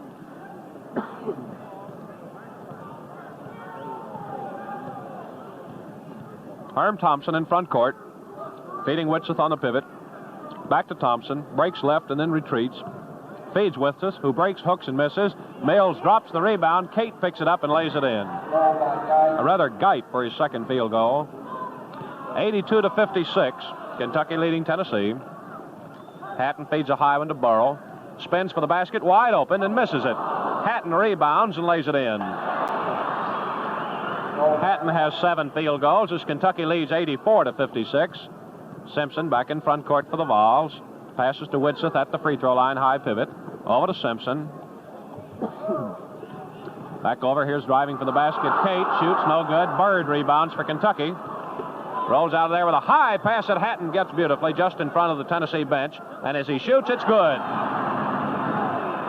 Hatton has 8 field goals. Kentucky leads 86-56, and Harold Ross comes off the Kentucky bench. Up in front court is Thompson, a 20-footer. It's no good. Rebounding Cassidy to the outside. He's got a 4-3 break going, but he pulls up, slowly cuts to the free throw line, feeds Bird on the left side. He fakes, breaks down to the left, and a jump shot in and out, and taken off by Whitseth. Fed over to Cate. Cate, a bounce pass to Simpson, who moves in front court. Kentucky has a 30-point lead. It's their longest lead of the game. Here's Cate, jump shot no good off the free throw line. Bird, unopposed rebounds. Flips it to Cassidy, up to Hatton. 7 minutes in the ball game. Hatton over to Cassidy. Down the left side to Bird, who moves out, hooks a pass to Burrow. Burrow takes a right-handed hook, no good. Tapped by Bird, no good. Whitseth rebounds for Tennessee. Very nearly a capacity crowd tonight as Ed Beck comes off the Kentucky bench. Here's Thompson driving. Cassidy blocked his path and committed his second foul of the game. Harold Ross coming into the game for the first time as a 19-year-old sophomore from Hickman. Stands 6'3", weighs 175, and replaces Vernon Hatton. Ross is the number 13 scorer with 16 points, an average of 1.8. Had his big night Monday against Georgia when he got 8 points. Ross has played 61 minutes and 16 seconds, scoring proficiency of 233. Ed Beck has replaced Bob Burrow. Herm Thompson on the Tennessee free throw line hits the first shot to draw the bonus shot.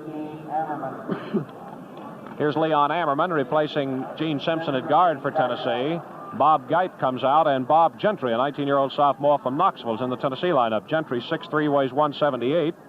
Thompson's bonus shot is good. Gentry has 40 points, an average of 2 points a game. Didn't score against Kentucky and Knoxville. Cassidy in front court for the Wildcats, feeds Ross. Bird's the only regular still in on the forward position. Here is Mills outside, faking, going in by Whitseth, and the shot's good, and Mills is knocked to the floor by Whitseth. And they call Mills for charging, but his goal is good. It counts. First field goal on Mills, for Mills, first personal foul, and his third field goal. 6 minutes and 23 seconds in the ball game. Carl Whitseth of Tennessee on the free throw line. Whitseth has hit 8 out of 10. shoots good. One bonus ball. Substitution for Kentucky. Into the Kentucky lineup now for the first time, John Krigler replacing Bird. 19-year-old sophomore from Hebron. Krigler, 6'3", weighs 185. Number 11 in scoring with 25 points, an average of 2.8. Big night against Georgia when he scored 8 points. Played 69 minutes and 1 second. Scoring proficiency 165. Free throw good by Whitseth. The bonus shot to make it Kentucky 88, Tennessee 60. Cassidy in front court for the Wildcats. Watches Krigler breaks and then feeds to him as he comes back out. Flips back out front to Cassidy. Beck in on the pivot. Pass out to Ross. Ross moving to the right, giving to Cassidy, who comes back to the left. Pulls up. 20-foot jump shot. Good. Second field goal for Cassidy, and Kentucky has another 30-point lead with 6 minutes to go, 90-60. Thompson drives down the left side with Ross on him. Can't shoot. Outside pass to Kate. He can't get one away. Flips it to Herm Thompson. Off a screen, he breaks left, takes a 20-footer. Good. Thompson finally hit one. He'd been banging away from the outside tonight and just now getting a hold of one. His fourth field goal of the game. The others have been in close, though. Beck gets it on the pivot for Kentucky. Hands to Ross. 20-foot jump shot. It's no good. Knocked down, taken by Cassidy. Shot, no good. Mills taps. Beck rebounds. Comes out of there with a hook. No good. Rebounding now, Kate of Tennessee. Up the way to Thompson, who breaks in on Cassidy and shoots. No good. Foul is on Thompson charging. Foul by Thompson, his third. Herm Thompson committing his third foul. 5 minutes and 19 seconds to play. Kentucky 90, Tennessee 62. Bill Cassidy is on the Kentucky free throw line. He's had one try and missed it. Ross standing right on the K in the center court in a safety position. The southpaw Cassidy shoots and hits. Cassidy has a bonus shot now. Chance to put Kentucky back in front by 30 points. It's good. Kentucky leads 92-62. They led 58-36 at halftime. Ammerman drives down the right side, fakes. Cassidy stays with him, and he turns and shoots. Good. Beautiful play. Ammerman's fourth field goal. 92-64 now. Ross back in front court for the Wildcats, driving to the right. Pass to Mills, who has it knocked down, but he recovers. Flips to Cassidy. Back to Ross, driving to the left. Down the side to Krigler. Back to Ross. Into Cassidy, breaking through. Wide open. He got it. Cassidy's third field goal, and Kentucky leads again by 30 points, 94-64. Thompson in front court, breaks to the right side. Ross cuts him off. He spins back, can't shoot. Bounce pass out to Whitseth, who's playing on the outside now. Over to Ammerman, who breaks down the side. Fakes on Cassidy and shoots, no good. Tapped up by Kate, no good, and Kate rebounds. Flips into Ammerman, breaks into the 3-second zone. Spins back, a bounce pass over to Kate. 10-footer, it's good. Kate's third field goal. Kentucky 94, Tennessee 66. Ross in front court to Cassidy. A screen down the right side to Mills. 25-foot jump shot. Good. Mills gets his fourth field goal to make it 96-66. 4 minutes to play. Back in front court now. Here's Thompson driving by and shooting good, but it is nullified. A foul against Cassidy. It's the third foul on Cassidy. 3 minutes and 52 seconds to go. And into the Kentucky lineup is Bill Smith and Lincoln Collinsworth. Cassidy comes out. Mills comes out.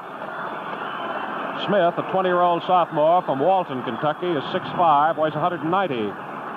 Collinsworth, 20-year-old sophomore from Salyersville, 6'3", weighs 190. Herm Thompson of Tennessee shoots and hits, draws the bonus shot.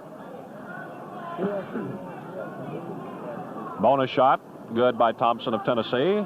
Kentucky 96, Tennessee 68. Abe Collinsworth in front court for the Wildcats, feeds over to Ross. Pulls up for a 25-foot jump shot, no good. Bounces off to the right. Krigler knocks it down and out of bounds, and Tennessee gets it. Ammerman puts her in play to Herm Thompson as we have 3.5 minutes to go. Thompson moving to the right now. Has Collinsworth on him, goes under the basket. Knocked out of bounds, goes to Kentucky. Collinsworth bounces into Ross. Up in front court for Kentucky. Down the left side to Smith, back to Ross. Driving left, gets in wide open, and Ammerman fouls him from the rear. Leon Ammerman is fouled out of the ball game with 3 minutes and 10 seconds to go. Ammerman has 11 points as he leads the game. 4 field goals, 3 out of 6 free throws. Gene Simpson's in to replace him. Harold Ross, who hasn't scored, is on the Kentucky free throw line for 2 shots. First one no good, short. Collinsworth is in safety. Ross' second shot good. Kentucky 97, Tennessee 68. Herm Thompson in front court, moving to the right. Bounce pass goes in there, and breaking in, Cate gets in wide open. He's fouled by Ed Beck, trying to pick up on him. First foul on Beck. Bill Cate will shoot 1. 2, correction on that. Cate's hit 4 out of 7. First one is no good.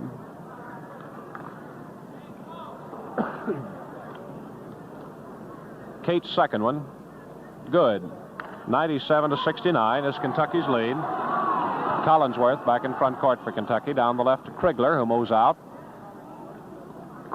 Passes over to Beck under there. Collinsworth lays it in, driving. Collinsworth's first field goal. Just his 10th point of the season to put Kentucky on top 99 to 69. Now let's see who gets the century mark. Simpson in front court for the Vols. Wildcats scored 104 against. Here's Ross, stole the ball from Thompson and lays it up and missed a dead crip shot. And Collinsworth fouled on the rebound. First foul on Collinsworth. Harold Ross stole the ball from Thompson of Tennessee and then missed a dead crip. Thompson, who was left in a trailing position there for the rebound, was fouled by Collinsworth. So Thompson's up for 1 shot. He's hit 5 in a row. He shoots. No good. Beck slaps it off to Ross. Digs into the front court. Pulls up out front. Over to Collinsworth. Moving to the left now. Collinsworth breaks, loses the ball, and falls. Almost knocked Coach Adolph Rupp out of the chair. Hit right into his lap. Now here's Thompson in front court for Tennessee. Breaks into the middle. The ball knocked up into the air. Collinsworth can't get to it. Simpson picks it up. Feeds Whitseth on the left side. Fakes to Thompson going through. Simpson goes through and gets it wide open. He lays it in. That's the first point he scored against Kentucky. Into the last 2 minutes now as Collinsworth moves in front court. Bounce pass over on the right side to Smith.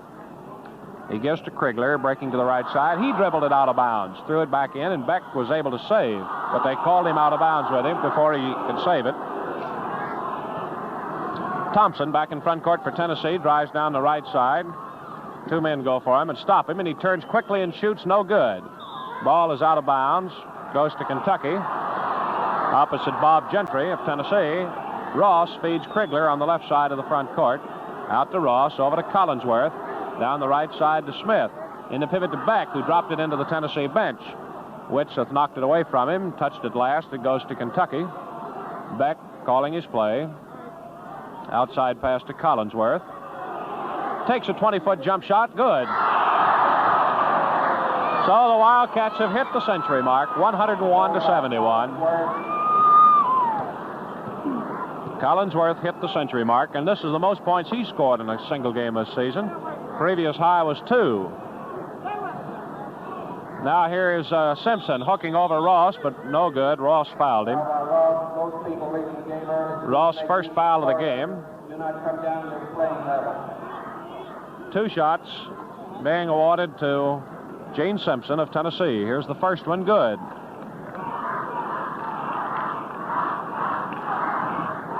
Simpson's second shot, no good. Beck taps it across the basket to Ross. Back to Beck. Beck is yelling, take 1 shot with 37 seconds to go and a 29-point lead. Fans yell and shoot. They wonder what goes with this kind of strategy, too. Collinsworth and Ross are just standing back playing with the ball now. Simpson goes for it and fouls him. First foul on Gene Simpson of Tennessee. Stops the clock with 17 seconds to go. Abe Collinsworth makes his first appearance at the Kentucky free throw line. Shot, no good. Krigler rebounds, takes a 10-foot jumper, no good. Tennessee's got it now with 12 seconds to go. Simpson in front court feeds Thompson on the left side, and a 15-foot jump shot's good. Whistle under the basket. Beck is called for pushing after the goal, his second foul, and 4 seconds to go. Shooting is Bob Gentry.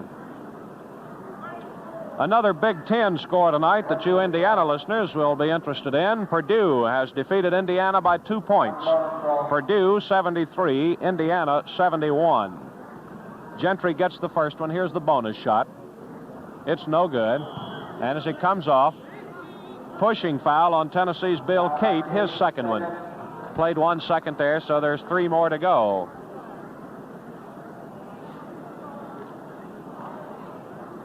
Ed Beck on the Kentucky free throw line, where he has hit 1 out of 2, shooting 1. Beck shoots and misses. Smith taps, no good. And here's another foul, this one on Krigler of Kentucky. Krigler's first one. Kentucky has used 14 men, and only Bill Smith has not committed a foul. Now there are 2 seconds to go. That took another second for that foul. Tennessee shooter is Gene Simpson. It went into the basket. They're awarding a field goal, ruling it was tapped in. Let's see who tapped it in. Whitseth is getting awarded the field goal, and the ball game is over. The final score is 101-77 as Kentucky defeats Tennessee for its 19th win of the season against 5 losses. Individual scoring in just a moment. The game tonight was brought to you by the Standard Oil Company and Standard Oil dealers throughout Kentucky, Alabama, Florida, Georgia, and Mississippi. Your Standard Oil dealer hopes you have enjoyed these broadcasts of the U of K basketball games for the season of 55-56 as much as he has enjoyed bringing them to you. You've probably noticed that commercial announcement has been held to a minimum in order to add to your listening pleasure. If you like Standard Oil's sports broadcast policy of more game, less commercials, why not tell your Standard Oil dealer? He would be interested in your comments. Here is the scoring in tonight's ball game. Jerry Bird finished the night with 17 points. Vernon Hatton came out with 20. Bob Burrow finished up the night with only 10 points. So in 2 games this year, Burrow scored just 22 points against Tennessee. Jerry Calvert scored 4. Abe Collinsworth got 4, his best night of the season. 1 point for Harold Ross, 1 point for Ed Beck, 6 for Phil Johnson. Phil Grawemeyer had the best night of the season as he got 16 points. John Krigler did not score. Bill Cassidy picked up 8 points. Ray Mills got 8 points. Johnny Brewer 6, and Bill Smith did not score. For Tennessee, Bob Gentry had 1 point. Gene Simpson had 4. Let's see on Herm Thompson here. He had a total of 17 points. Bob Geip tonight ended up with a total of 7 points. Louis Nealon scored 2, the only 2 he scored against Kentucky this year. Bill Cate scored 11. Leon Ammerman, who fouled out with 3 minutes and 10 seconds to go, had 11 points. And Carl Whitseth tonight came up with 24 points, and he took scoring honors, 4 better than Vernon Hatton. Kentucky led 58-36 at halftime. The final score, Kentucky 101, Tennessee 77. That wraps up the 1955-56 basketball season. We'd like to thank our engineer, Larry Runyon, of Lexington radio station WVLK. And now here's the way the NCAA bid shapes up. At this moment, Alabama has the championship and the NCAA bid which goes with it. However, the Crimson Tide may step aside, or the conference presidents may withdraw the bid, since Alabama has only 7 men to take to Iowa City, none of its first 5. Well, now that Kentucky has wrapped up second place, the vote may be taken tomorrow or Monday, and the Wildcats could possibly be voted the most representative team left in the conference. Should the Wildcats get the bid, they would play on March 16th in Iowa City against either DePaul or Marshall. Should Kentucky go to the NCAA tournament, Standard Oil Company and Standard Oil dealers throughout Kentucky, Alabama, Florida, Georgia, and Mississippi want you to know it'll again be their pleasure to broadcast every game the Wildcats play in the tournament. If no tournament bid comes to Kentucky, well, we invite you back on September 22nd when Kentucky plays Georgia Tech, the opening football game of the 1956 season on Stall Field. Now, this is Claude Sullivan speaking from Memorial Coliseum on the campus of the University of Kentucky in Lexington, wishing you happy, pleasant motoring in the months ahead.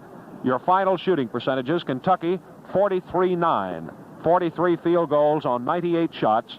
Tennessee hit 30.1, 22 field goals on 73 shots.